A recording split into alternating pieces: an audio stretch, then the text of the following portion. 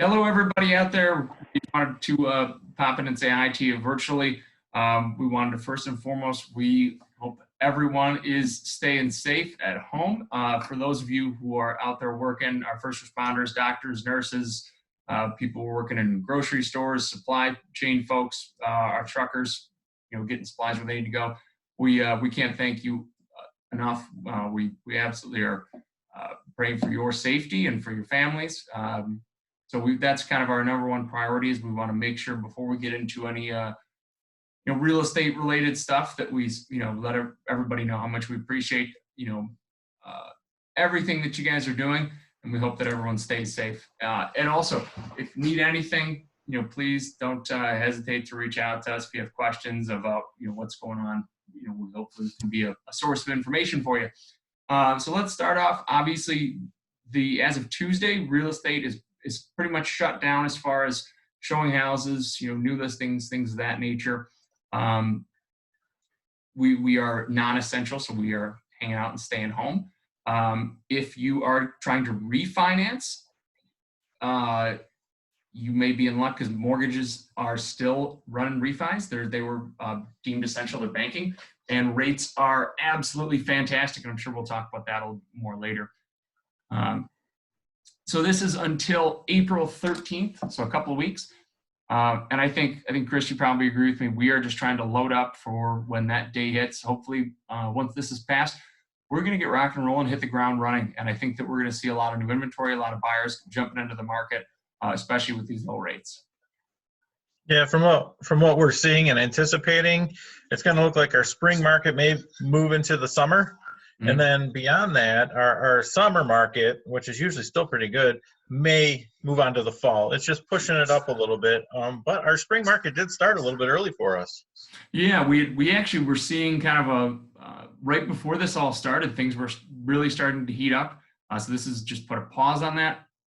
Now, I've had a lot of clients and people reach out to me asking about, is this okay to buy? Are we thinking that this could affect housing? The stock market could affect housing. I don't think that that's the case. I actually have a couple of graphs we want to show you. So during the dot-com boom or the dot-com bubble burst, and right after 9/11, we did see an S&P 500 drop, a pretty significant one. And you can see too, during that time, houses continued to appreciate, actually at significantly higher rates of appreciation than what we're seeing now. So I don't think that stock market is going to affect real estate a ton. No. If you were trying to pull money out of 401k to buy a house, now is probably not the best time to do that. And if you look at it, it should, in theory, correct. I mean, when it first started falling, it was only based on speculation with the coronavirus, but everything with the stock market speculation. Once we get back to normal, they're going to be talking about record gains again. Just watch it closely. Absolutely. The other thing to talk about too is we have heard a lot about, people are worried that this may be another 2008. Are we going to see a lot more foreclosures? Are we going to have, especially I think certainly my generation, we hear recession and we have, inextricably linked that to housing prices, and they're not really the same thing. Recession is just as slow in GDP growth. And actually over the last 5 recessions, in only 2 of those recessions have housing prices gone down. And you can see in the 91 recession, it was only 2%. I think that there's a lot of reasons why we are not heading for another 2008. I think number one, that we don't have the underlying financial problems we had then. We also don't have the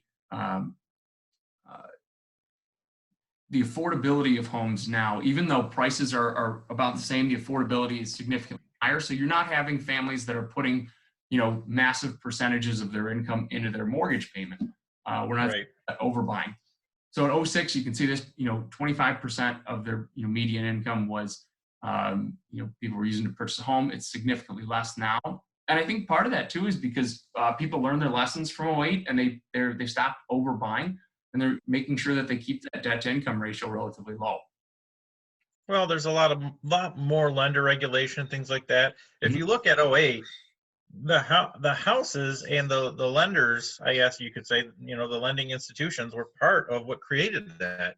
You had a Absolutely. lot of these interest only mortgages, and people were buying houses that they couldn't afford on this interest only option, and it it exploded. It crashed. Yeah, absolutely. And lender regulations are significantly more strict now than they were then. Also, the we had what a lot of people don't note is that we actually had a massive amount of inventory. We had, I think it was like 12 months of inventory before the housing crash started. So we were already in more of a buyer's market to begin with. Whereas right now, on average, we're at like 3 months of inventory. So there's not a ton of inventory out there. Certainly in the higher price points, there's more. Um, but that is just kind of the buying cycle right now too. So I do think that we are. So here is what I want to talk about too: is what does this mean for like your average person who's out, thinking what are the next steps if we want to move this year. Number one, I had a question this morning about do we think mortgage rates are going to rebound after this crisis ends? Are we going to see mortgage rates go up? And I think there's a possibility. I don't think it's going to be immediate, but or huge, but I do think it's possible. They just there was just a huge problem, and unfortunately we're going to see, I think we lost some of our lenders, or they kind of backed off for now. But right now,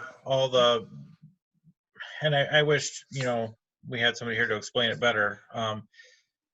The mortgage rates adjusted up because Correct. the buyers aren't buying the mortgages. Well, they adjusted up, and then they adjusted after the Fed announced more purchase of mortgage-backed securities. They actually adjusted back down. So I know that we got somebody locked in on Monday at like 3.3 or 3.4, something like that. I'm seeing 3.7s, but after we're through this, I think we can look at them going back down a little bit more. Is how I'm hearing things, that they may actually go down a little bit more. Okay. Yeah. So, and long term, I'm not sure what'll happen if the Fed will raise the interest rate, and we'll have to see there. But I do think once we get through this, the mortgage rates are still going to be pretty low. I think, I do think though that you're better off the sooner the better, is my opinion. I don't think that these rates are going to stay like this forever. They can't stay at 3.30, 3.2, 3.5 forever.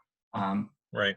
Another thing to think about too is, if you're worried about, well, hey, I don't know if I want to buy a house because the mortgage rate might be at 4.2 instead of 3.7. I mean, you have to remember, in the Carter administration, they were at like 11, 12, 13%. In '01, they were at 8 or 9%. So, I mean, historically, still, these are unbelievably low rates. Absolutely. So another thing too, if you, let's say that you're thinking about putting your house on the market this summer, this spring, you want to just kind of talk about it now. I know Chris probably will too. I'll be open for virtual meetings like this, Zoom meetings, phone calls. We're still, just because we're at home doesn't necessarily mean things are shut down. So if you also just have general questions on, hey, should I refinance my house? Do you think I've got more equity, enough equity to drop PMI off? We're certainly able to point you in the right direction. Obviously, we don't do refinances, but we're certainly can point you to the people who do. So, yeah, if you have any questions. Also, if there's anything, we also were thinking about doing a Q&A session. If there's a lot of questions, please, comment on this video, and we'd love to do a live, go on Facebook Live and do a Q&A. So we're here for you guys. Remember that. We wish everybody the best. Stay safe, stay healthy, and we'll see you all on the other side of this. Yeah, for sure. Take care of your family. Stay inside. Let's be safe for now, and then as soon as this is all done, we'll all get back together and have some fun. Good. Everybody take care. All right. Bye, guys.